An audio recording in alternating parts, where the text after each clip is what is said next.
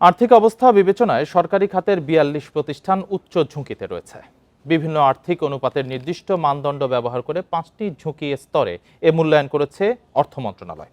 সম্প্রতি প্রকাশিত বাংলাদেশ অর্থনৈতিক সমীক্ষায় এমন তথ্য উঠে এসেছে। প্রতিবেদন অনুযায়ী অত্যন্ত উচ্চ ঝুঁকিতে রয়েছে ১৪টি প্রতিষ্ঠান। উচ্চ ঝুঁকির প্রতিষ্ঠানের সংখ্যা ২৮টি, মধ্যম ঝুঁকিতে রয়েছে ৩৭টি, কম ঝুঁকির প্রতিষ্ঠান ২০টি, আর অত্যন্ত কম ঝুঁকিতে রয়েছে ২টি প্রতিষ্ঠান।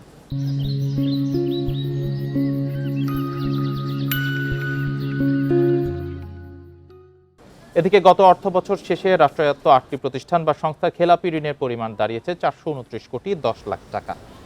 এর আগের অর্থবছরে রাষ্ট্রায়ত্ত ৯টি প্রতিষ্ঠানের খেলাপি ঋণের পরিমাণ ছিল ১৯৮ কোটি ৬১ লাখ টাকা। সে হিসেবে এক বছরের ব্যবধানে প্রতিষ্ঠানগুলোর মোট খেলাপি ঋণ বেড়েছে ২৩০ কোটি ৪৯ লাখ টাকা।